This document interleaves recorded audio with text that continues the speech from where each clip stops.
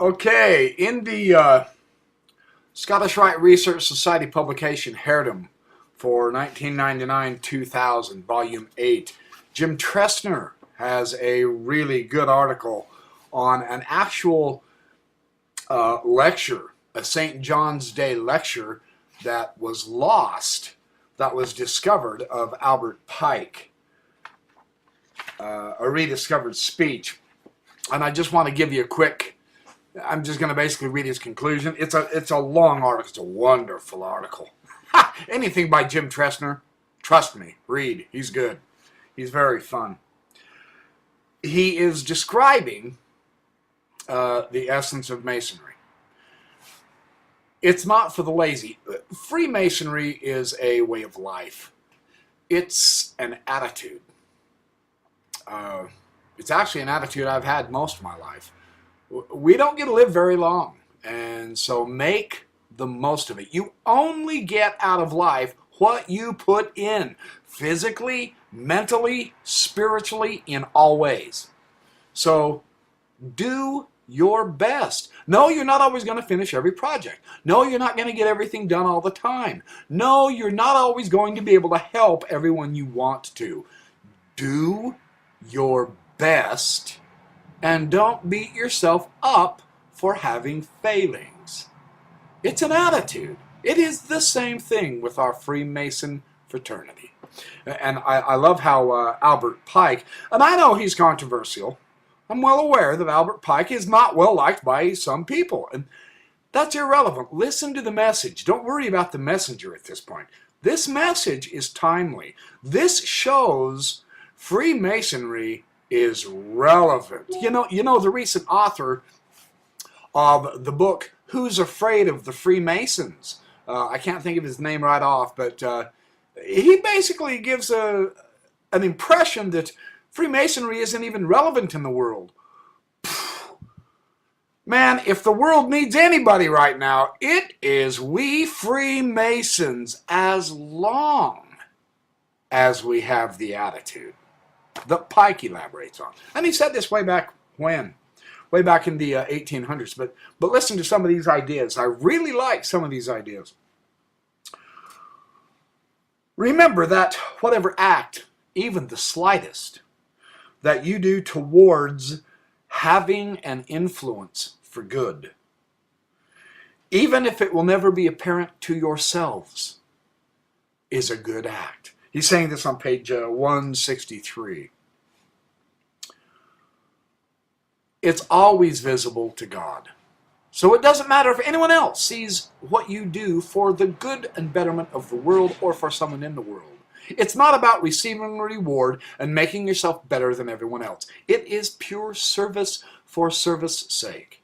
It is being the best of humanity. Interesting. Well, a great thought, written or spoken, is a great power, and words result as mysterious and incomprehensible as the creation of things by the deity. As mysterious and your lodge may educate a poor boy who may come to command armies, to lead senates, to shape the destiny of an entire country. Your lodge can have this effect. Who are you but to have lived and died unhonored and unknown?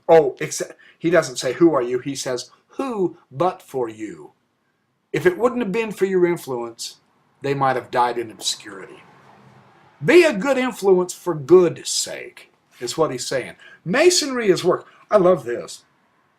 Every lodge and every Mason can do something for the general good. Absolutely every day is what I would add. If he will but work and try.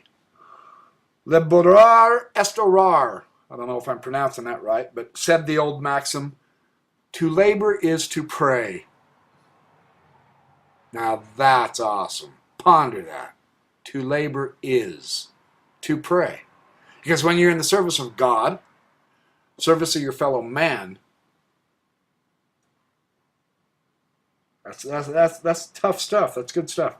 The heroes of the old legend of the eternal struggle between light and darkness were God's kings and warriors. But the hero of the Masonic legend is the working man, an artificer, the son of a poor woman, but skilled worker in brass and iron, wood and purple and linen. Raised by his virtues to be the peers of kings, he was, our tradition declares, as high of a Masonic rank as King Solomon and Hiram the Tyrian monarch. On page 164, the concept is the true secret of the prosperity and the influence and the continuance of Masonry is that we labor for a bigger cause than for ourselves. The picture in a Freemason's mind is larger than just what can I get out of it. That is a very narrow thinking. To labor, to work, it can mean physical. It can also mean spiritual. It can also mean mental. It can mean learning in order to turn around and share. It can mean going out and finding a way to physically help someone who is incapable of physically helping themselves. It can mean helping someone out monetarily. There is a trillion ways to work if you but develop the attitude of finding them to help someone's life. Man, this is Freemasonry. Sincerely, this is the brotherhood. This is the point. Yes, we take care of our own. Make no mistake about it. But we also care and take care of the world as we can also. So this is very interesting. The wages, we wage unrelenting war as Freemasons against ignorance, superstition, oppression, continual temporal and spiritual oppression, and all that is base and wrong and brutal in the world.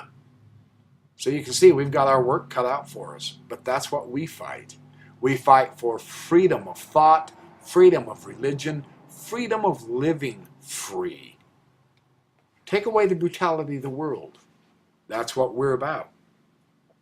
Well, we shall pass away and be gathered to our fathers, but others behind us and beyond us will carry on the work of Freemasonry. That's why she continues. The relevance is very powerful.